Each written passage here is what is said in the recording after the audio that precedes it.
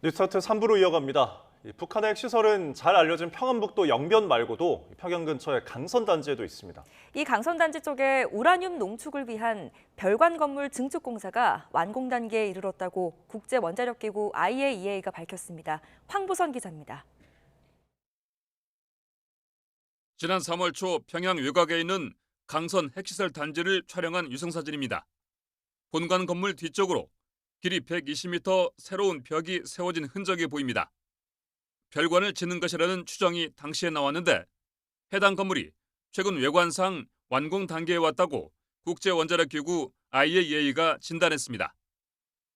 라파엘 그로시 IAEA 사무총장은 오스트리아 빈에서 열린 정기이사회 모두 발언에서 지난 6월 말 강선단지 별관 공사가 시작돼 시설 가용 면적이 크게 확장됐다고 설명했습니다.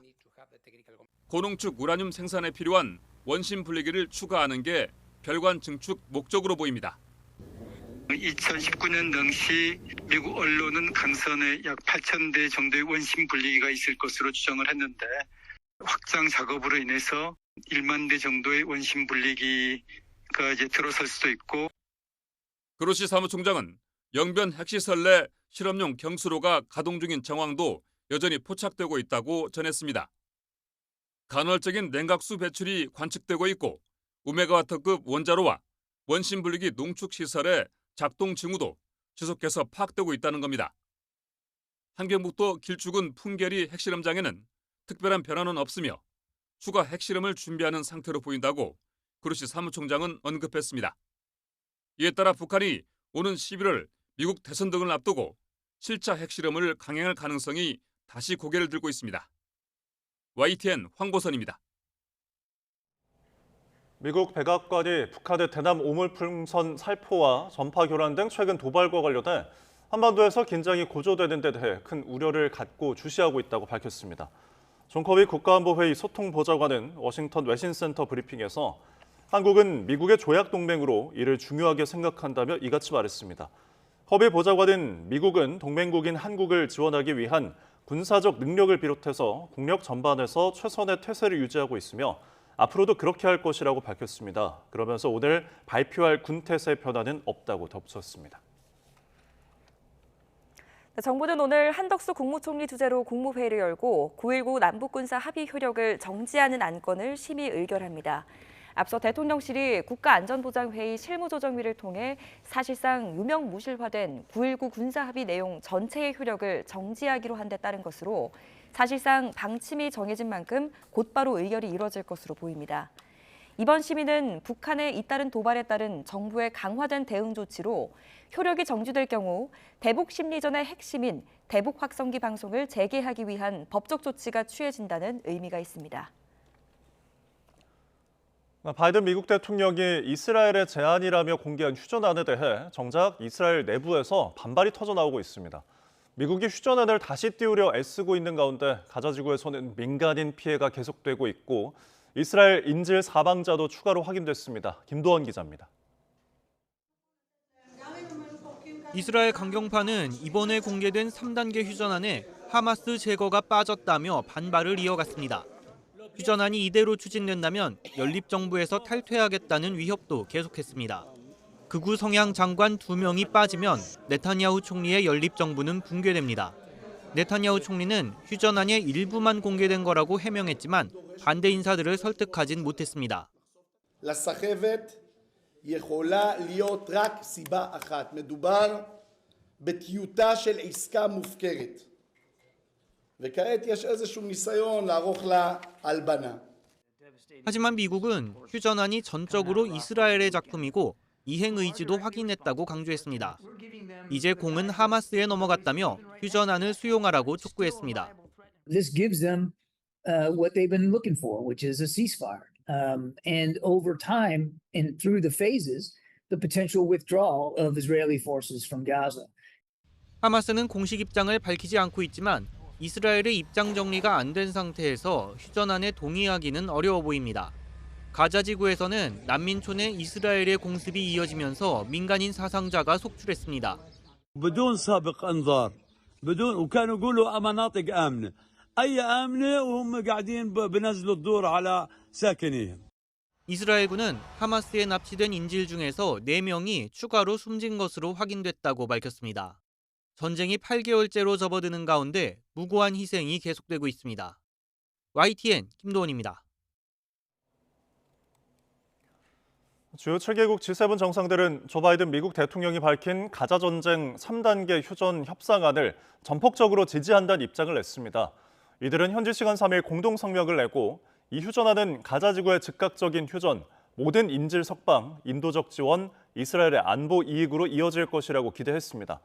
G7 정상들은 또 이스라엘과 팔레스타인이 서로를 인정하고 평화롭게 공존한다는 두 국가 해법에 대한 기존의 지지 입장을 재확인했습니다.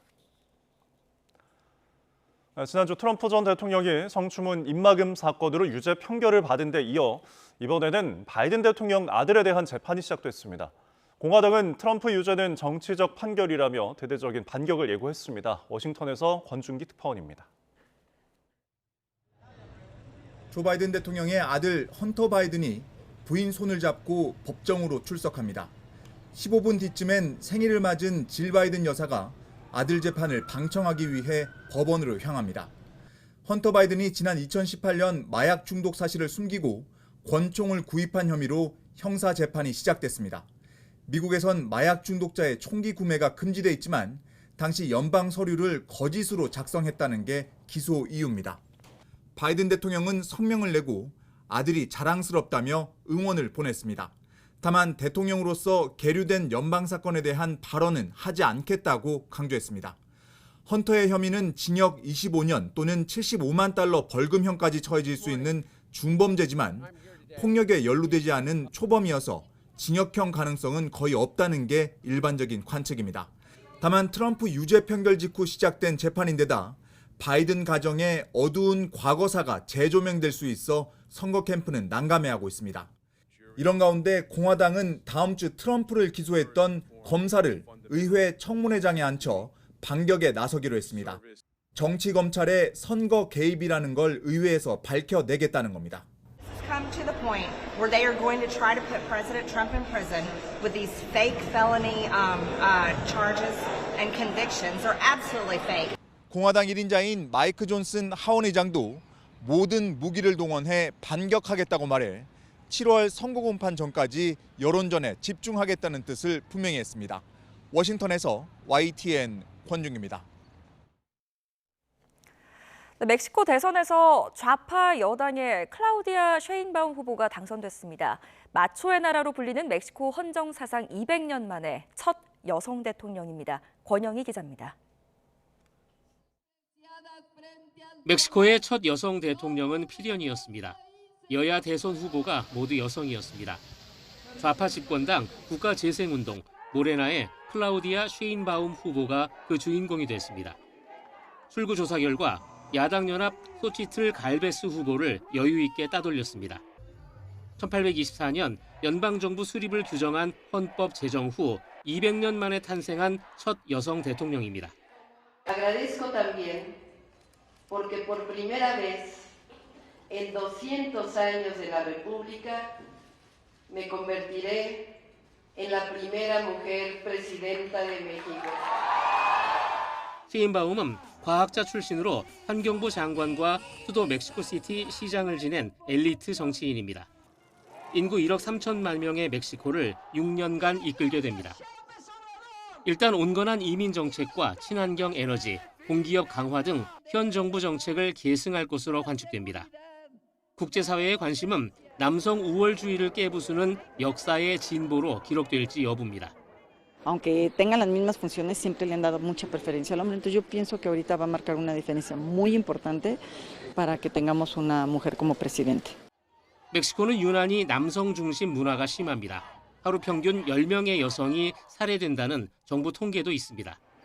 2019년엔 여성 혐오 사례로 1000명 이상이 숨졌습니다. 이 때문에 여성이 국가 원수에 오른다는 자체가 상징적인 의미가 있다는 평가가 많습니다. 그러나 가정폭력이나 임금 격차 같은 여성 차별 해소가 국정 우선순위가 될지는 미지수입니다. YTN 권영입니다.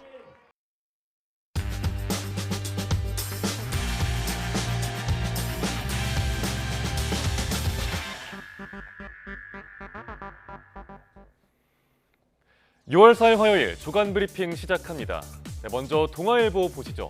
혹시 마처 세대라고 들어보셨나요? 부모와 자녀를 이중 부양하고 내 노후가 준비됐다고 응답한 비율이 62%뿐인 세대인데요. 어떤 내용인지 보겠습니다. 네, 부모를 부양하는 마지막 세대이자 자녀에게 부양을 받지 못하는 처음 세대라서 마처 세대라고 불립니다. 주로 베이비붐 세대와 1960년대생이 포함이 되고 우리나라 인구의 16% 정도를 차지합니다. 마처 세대 15%는 부모와 자녀를 모두 부양하고 있습니다. 이들이 이중 부양에 지출하는 돈은 월 164만 원 정도입니다. 둘 중에 한쪽만 지원을 하더라도 한 달에 7, 80만 원 이상을 쓰고 있습니다. 부모와 자녀가 없거나 지원하지 않는다는 마처 세대는 44%로 절반에 미치지 못합니다. 또 다소 슬픈 조사 결과도 나왔습니다. 본인이 고독사할 가능성을 물었는데 마처 세대는 평균 30%라고 답을 한 겁니다. 네, 보시는 것처럼 소득이 낮을수록 고독사에 대한 우려가 크죠. 월 200만 원 미만인 응답자들은 본인의 고독사 확률을 평균 50%로 전망했습니다. 네, 마처 세대 10명 가운데 6명 정도만 본인의 노후를 준비하고 있다고 합니다. 부모, 자녀와 본인의 부양 부담, 여기에 더해서 고독사 우려까지 짊어진 세대를 조명하는 기사였습니다. 다음은 한겨레 신문입니다. 네, 다음 보기 중에 저출생 해결 대책으로 가장 적합한 걸 고르라는 객관식 문제가 하나가 있습니다. 여성 1년 조기 입학, 퇴계운동 결합 국민 체조 등 다소 황당해 보이는 내용들이죠. 하지만 모두 다 실제로 나온 정책 제안들입니다. 헛웃음만 나오는 저출생 문제풀이라고 신문은 표현하고 있습니다. 먼저 여성 1년 조기 입학은 한국조세재정연구원 보고서에 담긴 내용입니다. 유아 발달 특성을 무시하고 성차별적이란 비판이 일었죠. 또 저출생 정책 컨트롤 타워인 저출산 고령사회위원회는 지자체가 미혼 남녀 만남을 조선하라고 독려했습니다. 설령 미혼 남녀가 커플이 되더라도 결혼이나 출산까지 이어질지는 물음표가 붙죠. 이 밖에 한 서울시 의원은 케겔 운동과 체조 동작을 결합한 운동을 저출생 대책으로 내놔서 논란이 일기도 했습니다. 이렇게 정부 기관과 지자체, 정치인까지 검증되지 않은 황당한 정책들을 쏟아내고 있습니다. 장기적인 비전은 사라지고 조급한 국가주의적 발상에서 적합하지 않은 정책이 나오고 있다고 전문가들은 지적합니다. 저출생 문제풀이 어렵고 오래 걸리더라도 국민의 공감을 살 정답과 해설이 필요해 보입니다. 이번엔 경향신문 보겠습니다. 무알콜 맥주, 술 잘 못하거나 다이어트하는 분들이 많이들 찾죠. 특히 요즘처럼 날이 더워지면 더 그렇습니다. 그동안 편의점이나 마트에서만 팔던 무알콜 맥주인데 이번 달부터는 식당에서도 판다고 합니다. 주류 업계는 무알콜 맥주 시장에서 왕좌의 게임을 벌이는 중입니다. 진검승부는 편의점에서 벌써 펼쳐지고 있습니다. 세 캔에 3,000원 파격 세일을 하면서 소비자들의 마음을 사려고 하는 중입니다. 무알콜 맥주 시장은 올해에는 600억 원, 내년엔 3배 이상 커진 2천억 원 규모로 예상되고 있습니다. 홈술, 혼술에 헬시 플레저 열풍을 타고 무알콜 주류 시장이 뜨거워지고 있죠. 다만 무알콜 맥주라 해도 0.05% 미만의 알코올이 들어있을 수 있다는 점 기억하시길 바라겠습니다. 다음은 중앙일보입니다. 요즘 소개팅할 때 MBTI 많이들 물어보죠. 그런데 이제는 SNS 알고리즘까지 신경을 써야 할 것 같습니다. 너의 알고리즘을 보여줘가 요즘 MZ세대 소개팅에서 보이는 풍경이라고 합니다. 네, 지금 보시는 건 인스타그램 돋보기 칸 예시입니다. 왼쪽 사진을 보면 주로 축구 관련 게시물들이 많이 보이는데요. 아마 축구를 좋아하는 사람인가 봅니다. 이렇게 평소에 어떤 게시물을 많이 보는지에 따라서 돋보기 칸에 뜨는 콘텐츠들이 바뀌죠. 소개팅에서 상대방의 성향과 관심사를 알 수 있는 하나의 전략으로 SNS 알고리즘을 활용한다는 겁니다. 그러다 보니 알고리즘을 세탁을 하는 일도 왕왕 있습니다. 문제가 될 만한 유튜브 채널의 구독을 취소하거나 인스타 돋보기 화면을 번듯하게 만든다는 거죠. 또 추천 알고리즘을 앞세운 데이팅 앱도 MZ세대에서 수년째 인기입니다. 소위 말해서 정이 떨어질 만한 요소들을 미리 데이팅 앱으로 검증한 뒤에 나에게 맞는 연인을 찾는다는 겁니다. 이러다 보니까 자연스러운 만남 추구인 자만추를 넘어서 이제는 알만추라는 단어까지 나왔습니다. 알고리즘에 의한 만남 추구가 대세로 자리를 잡았다는 분석도 신문은 전하고 있습니다. 네, 마지막 기사 보겠습니다. 반려동물을 키우는 국내 인구가 10명 중 3명꼴로 늘었죠. 이에 덩달아 커진 펫 보험 시장은 과잉 진료비로 몸살을 앓고 있습니다. 그래서 병원별로 상담료 차이가 천차만별로 나고 있다고 하는데 왜 그런 건지 보겠습니다. 펫보험 계약 건수는 지난해 약 11만 건, 전년보다 52% 정도가 늘었습니다. 하지만 병원별로 진료비가 깜깜이로 운영이 되고 또 보험료 할인이나 할증 시스템도 제대로 갖춰지지 않았습니다. 그래서 과잉 진료가 무분별하게 이루어지고 있는 상황입니다. 병원별로 얼마나 진료비 차이가 심한지를 봤더니 상담료는 최저 2,000원에서 최대 9만 원으로 45배까지 차이가 났습니다. 소형견 기준으로 입원비는 최대 30배까지 차이가 났고요. 문제는 보호자가 과잉 진료 여부를 제대로 확인하기가 어렵다는 점입니다. 또 진료 항목이 모두 비급여인 것도 맹점입니다. 보험업계에서는 펫보험이 미래 먹거리는커녕 애물단지로 전락할 수 있다는 우려가 나오고 있습니다. 펫보험이 양적으로 성장하기 전에 관련 제도 정비가 시급하다는 전문가의 조언도 신문은 함께 담고 있습니다. 6월 4일 아침 신문 살펴봤습니다. 지금까지 조간 브리핑이었습니다.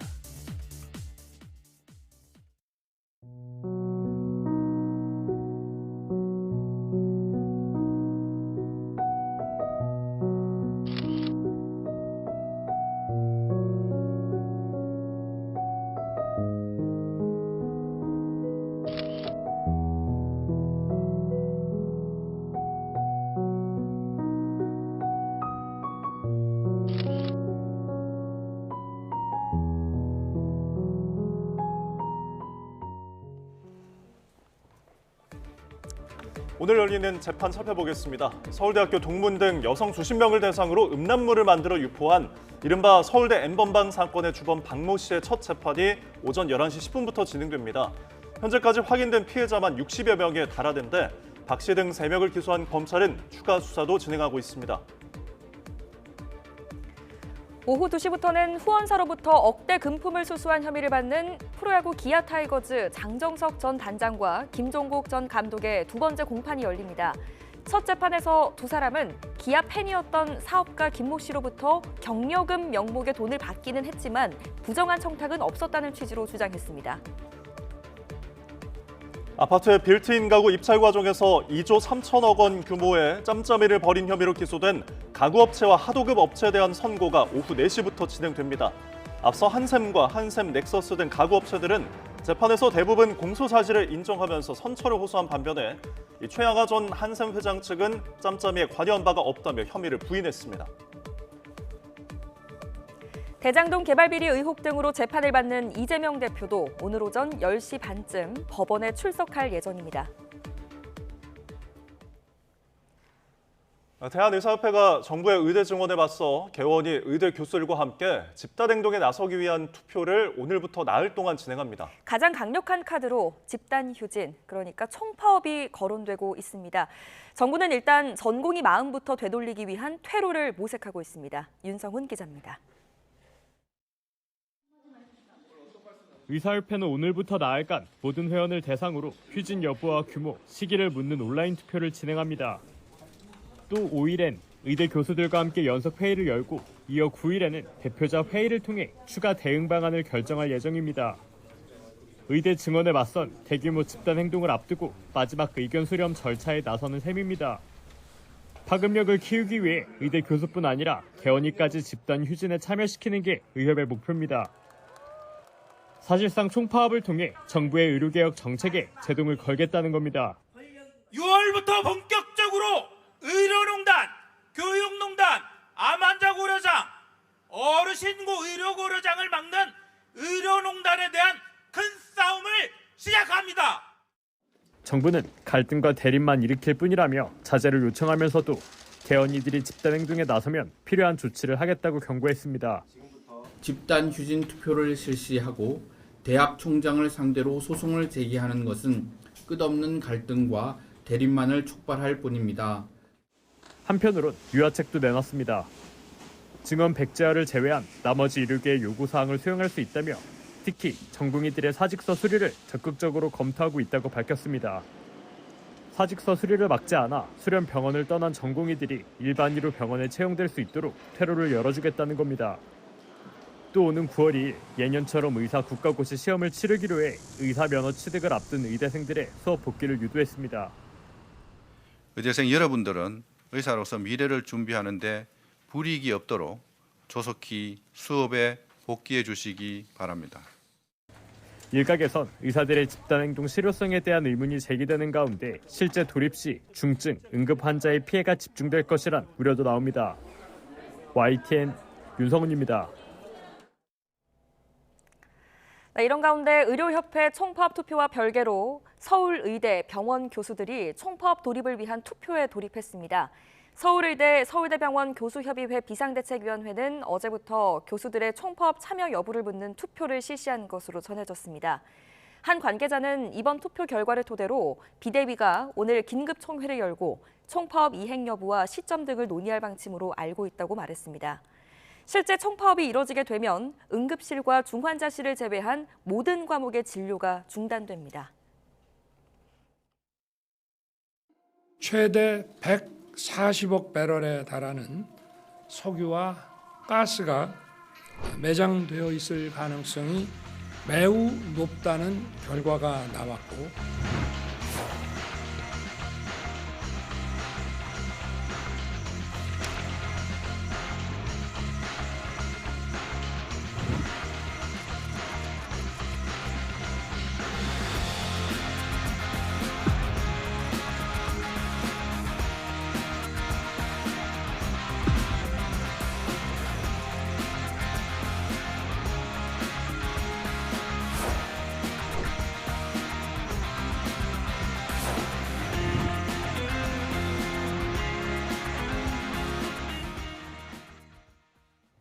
최신 경제 소식 빠르고 친절하게 전달해 드립니다. 스타트 경제, 오늘은 허준영 서강대학교 경제학부 교수와 함께합니다. 어서 오십시오. 네, 어서 오십시오. 앞서 영상에서 보셨다시피 윤 대통령의 발표가 산업계에 굉장히 큰 화두였습니다. 우리 동해에 석유와 가스가 매정되어 있을 가능성이 있다라는 소식이었는데 지금 연말에 시추 계획도 승인이 된 만큼 앞으로 실제로 이제 개발이 이루어지기까지 어떤 과정이 남아 있는 건가요? 지금은 이제 3단계로 보통 이루어지는데요. 석유 개발이 1단계가 물리 탐사인데 지금 물리 탐사가 끝난 겁니다. 일종의 저희가 아이가 생기면 배에다가 이제 초음파로 확인을 하는 과정. 그래서 땅 속에다가 실제로 인위적인 충격파를 만들어서 돌아오는 시간을 잽니다. 시간을 재갖고 실제로 석유의 부존 가능성을, 가스와 석유의 부존 가능성을 탐사하는 게 물리 탐사고요. 물리 탐사가 끝났습니다. 그러면 실제로 뭘 해야 되느냐?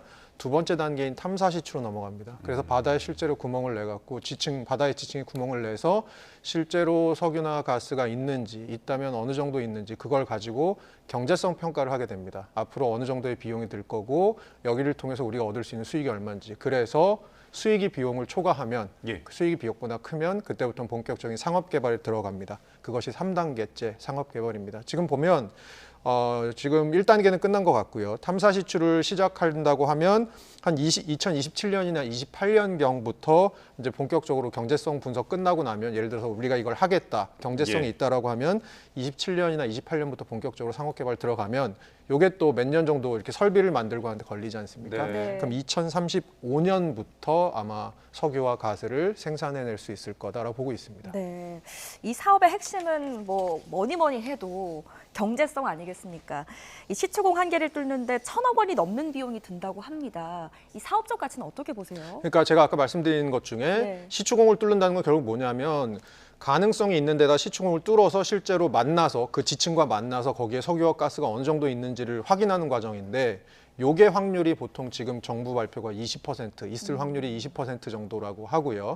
그러면 이 20%라는 걸 이제 시청자분들이 어느 정도일지 잘 모르실 것 같아서 말씀을 드리면, 낮기도 하고 높은 것 같기도 하고요. 80%의 실패 확률이 있는 거니까요. 그런데 아주 이쪽 분야에서 성공 가능성이 높았던 사업이 미국의 멕시코만이었는데 거기가 25%입니다. 그리고 우리나라 기업들이 지금 해외에 나가서 광구 개발 같은 거 실제로 하고 있지 않습니까? 이럴 때 우리나라 기업들의 평균 성공률이 12%입니다. 이렇게 봤을 때는 뭐 높다고 볼 수 있는 쪽에 가 있는 것으로 판단할 수 있을 것 같고요. 아까 앵커께서 말씀해 주신 대로 시추공 하나 뚫는데 1,000억 정도 드는데요. 지금 저희 90년대 말에 동해 원 가스 유전 개발했었잖아요. 그때 시추공 11번 뚫었습니다. 근데 이번에는 최소한 5번 이상은 뚫어야 될 거라고 보고 있거든요. 이렇게 봤을 때는 기본적으로 들어가는 돈, 거기다가 실제로 부존량 같은 것을 계산해서 과연 이것이 전체 사업 비용보다 사업성이 있느냐를 판단하는 과정, 요것까지가 앞으로 한 3, 4년 정도가 걸릴 것으로 보입니다. 네. 예, 알겠습니다. 자, 지금 동해에 매장된 것으로 추정되는 석유가스의 가치가 삼성전자 시총의 한 5배 정도로 언급이 되고 있거든요. 어제 저희 YTN에 안덕근 산업통상자원부 장관이 출연했는데 발언 듣고서 이어가도록 하겠습니다. 우리나라 최대 기업이라고 하는 삼성전자의 이 시가총액의 한 4, 5배 정도 규모의 금액이 로 추산을 할 수가 있습니다. 대략적으로 추정을 해도 한 그 정도 규모로 보고 있어서 이번 금세기에 정말 최대의 발견이라고 할 만큼 굉장히 큰 지금 가능성을 가지고 있는 광구입니다. 네, 삼성전자 시총의 4, 5배 정도 된다라고 했는데 삼성전자 시총이 지금 수백조잖아요. 어느 정도의 가치인가요? 네, 삼성전자 시총 지금 확인해 보니까 452조 정도 되더라고요. 예. 그러니까 여기에 4, 5배면 보통 저희가 한 2,300조 정도 생각할 수 있고 2,300조 정도 되는 금액이 또 어느 금액이냐? 우리나라 1년 GDP가 2,000조입니다. 1년 GDP보다 많은 금액이고요. 그리고 우리나라 1년 예산이 600조니까 그냥 물리적으로 생각해 보면 한 4년 동안 저희가 세금을 전혀 걷지 않는다고 하더라도 이게 국고에 귀속될 경우에 나라가 4년 동안 돌아갈 수 있는 그 정도의 규모라고 생각하시면 되겠습니다. 네, 일반인으로서는 가늠이 안 될 정도입니다. 네, 맞습니다. 그런데 과거 포항에서도 여러 차례 이런 석유, 가스가 발견된 사례가 있었잖아요. 동해에 만약에 이제 예상하고 있는 매장량이 정말로 있다면, 매장되어 있다면 우리 경제에 어떤 영향이 있을지 궁금합니다. 엄청난 일이 벌어질 것 같은데요. 우선 우리나라가 대표적으로 이제 자원 수입국입니다. 1년에 수입하는 전체 수입품의 4분의 1이 에너지입니다. 그리고 에너지 중에서 석유랑 가스는 전량을 지금 수입하고 있습니다. 자, 이런 수입 구조의 의존도를 대폭으로 낮출 수 있을 것 같고요.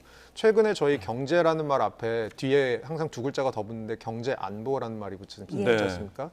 공급망 확보, 경제 안보 이런 측면에서도 안정적인 공급망. 저희 최근 들어서 중동에서 뭔가 조금만 안 좋은 일이 있을 것 같으면 유가가 올라가고 유가가 올라가면 우리 경제에 전반적인 부담을 주는 일이 벌어지지 않습니까? 이런 것으로부터 조금 자유로울 수 있다. 거기다가 마지막으로는 해외 수출까지도 할 수 있는데 사실 지금 정비고가 발표한 양 정도가 나오게 되면 남미에 있는 멕시코나 브라질 정도의 산유국이 되는 거라서 사실은 우리나라가 사실 95번째 산유국이 되긴 했었거든요. 동해원 가스가 나오면서. 근데 그러면서 그게 이제 2021년에 이제 마지막으로 시출을 하고 중단이 됐는데 산유국으로 다시 돌아갈 수 있는 그리고 아주 많은 부존량 이런 것들을 봤을 때는 경제에 엄청난 사실 파급효과가 있을 거는 같습니다. 네.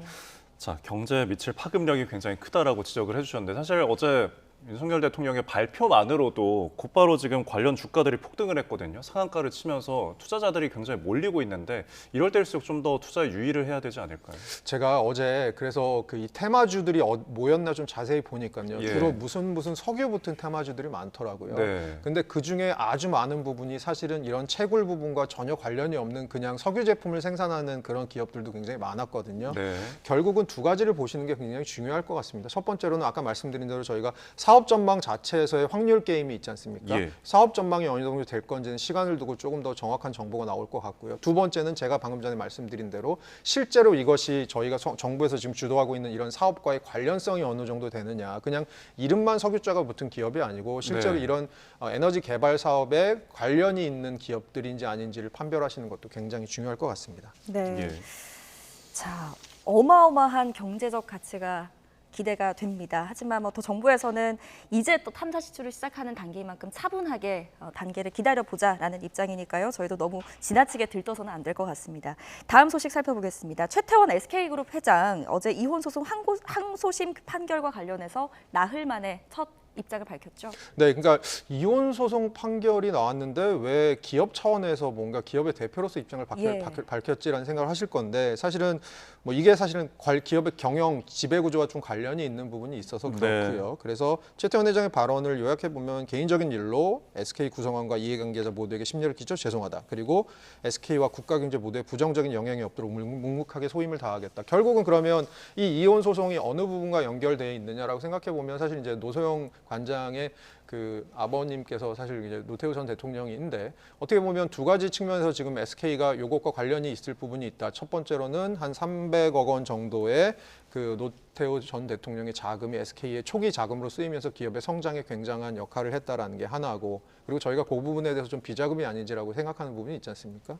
두 번째로는 SK가 이동통신 사업을 진출할 때 과거 정부에서 좀 특혜를 받은 것이 아니냐, 여기에도 좀 관련이 있는 것이 아니냐, 이런 두 가지 때문에 사실은 이혼 소송과 기업의 어떤 경영 혹은 기업의 전통, 역사 이런 부분이 조금 지금 나누어지지 않는 부분이 있는 것 같습니다. 예. 자, 그리고 또 새로 나오는 이제 관심사가 후계 구도의 변수거든요. 지금 마치 무슨 조선시대 세자칙봉에 대한 어떤 분쟁 마냥 지금 노소영 관장이랑 김희영 TNC재단 이사장 자녀 간의 분쟁이 생길 수 있다, 이런 관측인데 어떻게 보시나요? 그 노소영 관장 같은 경우는 이미 재산이 상당하기 때문에 이 재산 분할을 통해서 뭐 1조 정도의 재산을 물려받게 됐을 때 사실 그거의 역할이 뭐 없진 않겠습니다만 재산으로서의 역할보다는 오히려 경영권 확보를 위한 어떤 실탄으로서의 역할을 할 수 있다라는 관측이 있는 것 같고요. 이게 후계 구도 같은 경우는 법적 상속 비율을 좀 봐야 되는데 배우자는 1.5, 자녀는 1입니다. 근데 지금 최태원 회장이 노소영 관장과 자녀가 3명이 있고요. 노소영 관장이랑 이혼을 하게 되면 자녀가 111 하면 3회 지분만큼을 이제 상속 비율을 갖고 가게 되고요. 지금 김영 씨와는 그 1.5 더하기 1, 그러니까 자녀가 한 명 있으니까 여기다가 김 이사장 쪽이 전에 결혼해서 가진 아들이 한 명인데 요 아들을 만약에 최태원 회장이 입양을 하게 되면 여기가 2.5가 아니고 3.5가 되게 되어서 상속 비율도 올라가고 사실은 이제 후계 상속 구도에도 좀 영향을 줄 수 있다, 이런 관측이 있거든요. 이런 부분에 대해서 사실은 지금 이것은 단순히 재산 분할이나 위자료가 왔다 갔다 하는 이혼 소송으로 볼 것이 아니고 그것을 넘어선 우리나라의 주력 기업 중에 하나인 SK의 후계 구도, 향후의 경영권 이런 쪽에 어떤 영향을 미칠지에 대한 관심이 좀 높아지고 있는 상황인 것 같습니다. 네, SK그룹은 기업 입장으로 보면 혼란을 겪고 있는 셈인데 주가는 연일 오름세를 기록하고 있더라고요. 원인이 뭘까요? 이게 1조 4천억 정도 되는 재산 분할을 이제 최태원 회장이 자금을 마련하려면 결국은 SK 주식회사, SK 지배 오너 그룹이죠. 이 오너 그룹의 지분을 조금 활용할 수밖에 없을 것 같다. 근데 최태원 회장이 이 지분을 많이 팔고 이거를 마련하면 경영권 방어에 좀 문제가 생길 가능성이 크니까 그러기보다는 주주가치 제고를 통해서 이 SK 주가를 좀 부양시킬 가능성이 있다. 그럼 주주가치를 어떻게 제고할 거냐? 자사주를 매입해서 소각을 하거나 아니면 배당을 좀 늘려서 하겠다. 이러면 결국은 이 소액 주주 입장에서는 주식 가치가 상승하거나 아니면 배당이 늘어서, 결국은 저희가 주식을 샀을 때 저희가 이득을 볼 수 있는 방법은 주식의 가격이 오르거나 배당이 늘 때거든요. 그럼 이거를 통해서 소액 주주들도 좀 좋은 영향을 받을 수 있는 것이 아니냐, 이런 것 때문에 지금 SK 전반적으로 주식 가격이 굉장히 빠르게 상승하고 있는 그런 모습으로 보입니다. 예, 오늘 또한 SK 주식이 어떻게 될지 또 지켜보도록 하겠습니다. 자, 그리고 저희가 마지막으로 뉴욕 증시 살펴보겠는데 이번 주에 여러 거시지표 발표를 앞두고 지금 혼조세를 좀 보이는 것 같아요. 네, 그렇습니다. 다우는 떨어졌고요.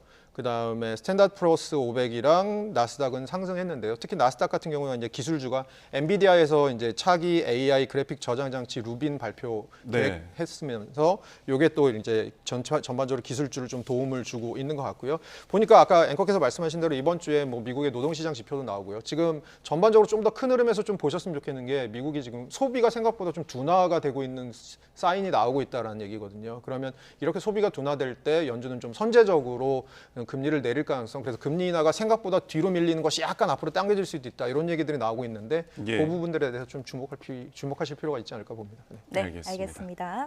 자, 여기까지 듣겠습니다. 오늘은 허준영 서강대학교 경제학부 교수와 함께했습니다. 잘 들었습니다. 고맙습니다.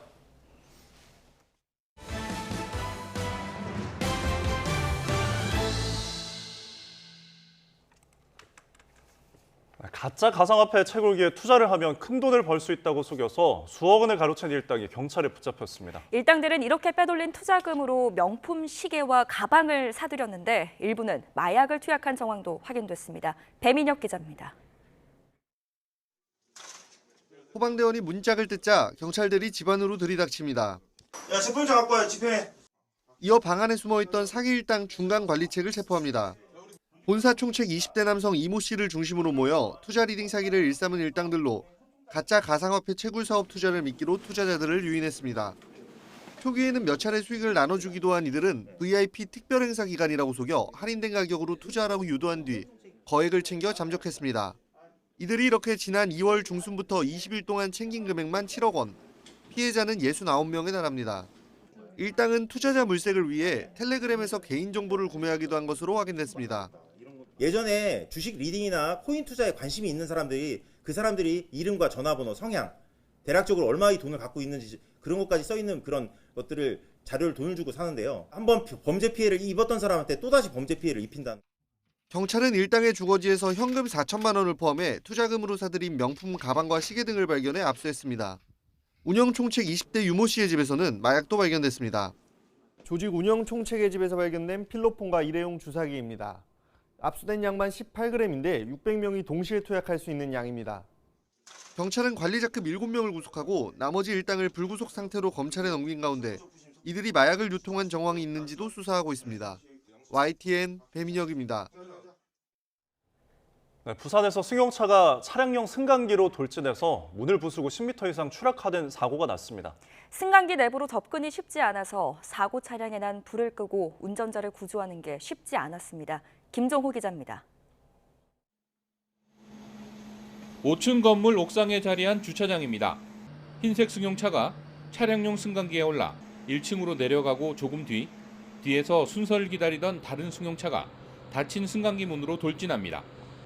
문이 부서지면서 승용차는 순식간에 아래로 사라집니다. 당시 차량용 승강기가 1층에 멈춰 있어서 승용차는 승강기 바로 위 2층 높이까지 추락했습니다. 승강기 내부와 부딪히면서 차량에 불까지 붙은 상황. 큰 충격음이 났지만 승강기 통로 안으로 떨어진 차량이 밖에서는 잘 보이지 않았습니다. 제법 소리가 컸어요. 쾅 하는 소리에 엘리베이터 입구에서 좀 물체가 쪼르르 늘뛰더라고. 그래서 내가 아하에 무슨 사고 났다. 진화와 구조 작업도 쉽지 않았습니다. 기계식 주차장이니까 접근하기가 곤란했습니다. 근접 시간 내에 차량 화재가 발생했습니다. 구조 대상자를 구조하기가 상당히 애로점이 있었습니다. 다행히 운전자는 심하게 다치지 않은 거로 알려졌습니다. 경찰은 승용차가 왜 닫힌 승강기 문으로 달려갔는지 조사 중입니다. YTN 김종호입니다.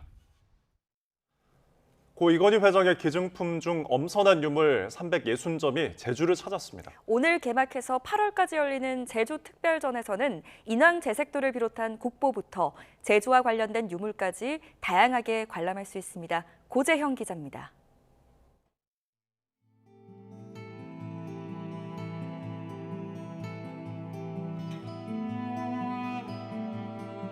비온 뒤 인왕산의 풍경을 사실적으로 그린 겸재정선의 인왕 제색도.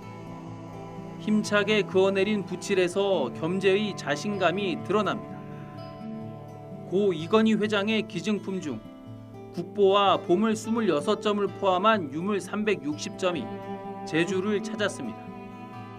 고려 현종 시절 불심으로 국난을 극복하길 바라며 만들었던 초조 대장경은 지역 특별전으로는 처음으로 제주에서 공개됩니다. 고려 불화의 대표작인 천수 관음 보살도와 수월 관음도도 제주에 처음 선보입니다. 고려 불화는 제주에 처음으로 소개가 되고 있습니다. 천수 관음 보살도와 수월 관음도 고려 불화의 섬세한 아름다움과 깊은 신앙심을 꼭 느껴보시기 바랍니다. 지난 4차례 지역 특별전보다 많은 서화와 병풍이 전시됐는데 빛에 약한 서화의 경우 유물 보호를 위해 절반씩 교체 전시합니다. 이번 특별전은 한자리에 모인 귀한 유물들을 제주도민들이 감상할 좋은 기회가 될 전망입니다. 서화 문화유산 같은 경우에는 제주 땅을 밟기가 그렇게 쉽지 않을 것입니다. 꼭 이번 기회를 살리셔서 많은 분들이 편하게 와서 보셨으면 좋겠습니다. 이 밖에 제주와 관련된 유물 11점도 전시돼 제주에서 열리는 특별전의 의미를 더했습니다. 이번 특별전은 오는 8월 18일까지 진행되고 관람료는 무료입니다. YTN 고재영입니다. 네, 오늘도 전국이 대체로 맑은 가운데 어제보다 더운 날씨가 찾아오겠습니다. 강원 북부와 전남을 중심으로는 오후 한때 소나기도 지나겠는데요. 자세한 날씨 알아보겠습니다. 신미림 캐스터. 네, 상암동 야외 스튜디오에 나와 있습니다. 오늘은 어제보다 기온이 오른다고요? 네, 여름에 접어들면서 더위의 기세가 점차 강해지고 있습니다. 이제는 아침에도 서늘함이 한결 덜하고 해가 뜨고 나면 기온도 빠르게 오르는데요. 오늘 서울의 한낮 기온은 29도로 어제보다 높아서 무척 덥겠습니다. 다만 당분간은 일교차가 10도 이상으로 크게 벌어지니까요. 입고 벗기 편한 겉옷 하나 챙기시는 게 좋겠습니다. 자세한 지역별 기온부터 살펴보도록 하겠습니다. 현재 서울 기온은 17.9도, 대구는 15.9도를 나타내고 있습니다. 낮 기온은 서울 29도, 대전 28도로 어제와 비슷하거나 조금 높겠지만 동해안 지역은 울산 22도 등으로 여전히 예년 기온을 밑돌겠습니다. 낮 동안에는 강한 볕이 내리쬐며 자외선 지수도 높게 치솟겠는데요. 외출 시 자외선 차단에도 신경 써주셔야겠습니다. 어제 곳곳에 소나기가 내렸는데 오늘도 지역에 따라 소나기가 있다고요? 네, 어제는 대기 불안정으로 서울 등 곳곳에 요란한 소나기가 지냈는데요. 오늘도 전국이 대체로 맑겠지만 일부 지역에는 소나기 소식이 들어 있습니다. 당분간은 소나기가 자주 내리기 때문에 가방 속에 우산을 챙겨 다니시는 게 좋겠는데요. 오늘 오후부터 저녁 사이 강원 북부 내륙과 산간, 전남에는 돌풍과 벼락을 동반한 5에서 10mm의 소나기가 지나겠고요. 소나기의 특성상 짧은 시간 동안 좁은 지역에 강한 비가 집중될 수 있는 만큼 시설물 관리와 안전사고에 주의하셔야겠습니다. 절기망종인 내일은 서울 낮 기온이 31도 선까지 크게 오르겠고요. 강원과 충북, 남부 내륙 곳곳에 소나기가 지나겠습니다. 또 오늘 아침까지 충남과 남부 내륙을 중심으로는 짙은 안개도 낄 것으로 보이니까요. 출근길 교통안전에 각별히 주의하셔야겠습니다. 지금까지 YTN 신미림입니다. 이상으로 뉴스타트를 마칩니다. 네, 오늘도 활기찬 아침, 기분 좋은 하루 보내시기 바랍니다. 시청해주셔서 고맙습니다.